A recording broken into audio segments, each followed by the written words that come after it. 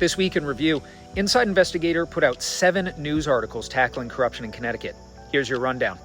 On Sunday, the latest in the Carmen Sierra Hartford debacle, sharing how the former treasurer dined with money managers for annual reviews, a move that prompted ethics questions before Sierra's resignation.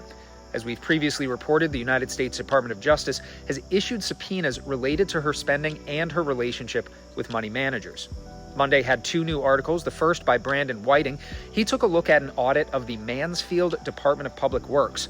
There were allegations of special treatment, conflicts of interest, and also claims that the operations manager was hanging out at home during work hours. There were other findings, but the audit is only now being made public via FOIA request, despite coming out in February.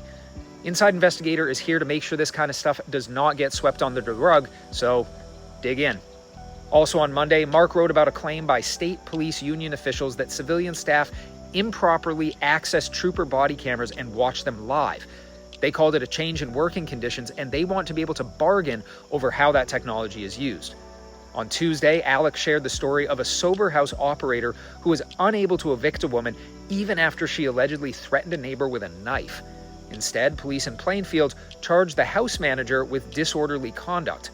This coverage builds on Alex's eviction law and housing work, giving yet another insight into this messy area of the law.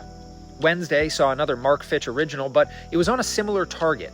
More and more people are sending us tips about state police.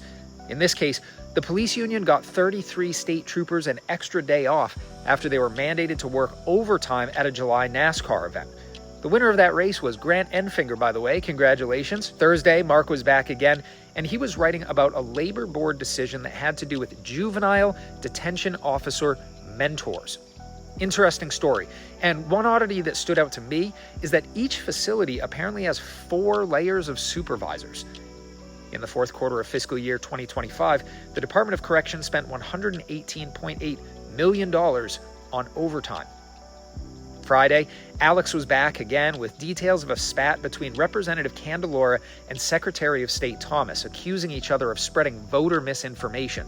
That back and forth, which is linked in the article, is really something you should read, and it seems like that fight is far from done. Looks like some rain this weekend, highs in the 70s and overnight lows of around 63. As per usual, Saturday will have no new articles, but keep an eye out for a new investigation on Sunday by Brandon, where he'll be talking about minority contractors in Connecticut. Spoiler alert, some of them are not happy with the way that things are going. While you're waiting for that 6 a.m. Sunday release, read this week's articles on InsideInvestigator.org and get involved in our mission.